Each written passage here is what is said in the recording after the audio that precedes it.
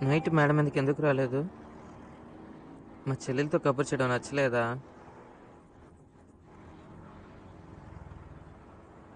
హ్మ్. ఏదేదో చెప్పాలనుకున్నాను. గుర్తు రావట్లేదు. హ్మ్. మీరేమో ఐ లవ్ యూ అని చెప్పరు. లుక్‌లో అయితే బానే ఇస్తావు. చూడగానే ఒకరికొకరు నచ్చాం కదా!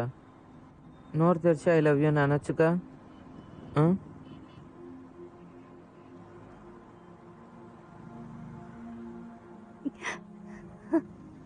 సరే ఓకే.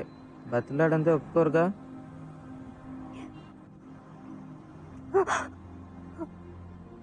హ్మ్.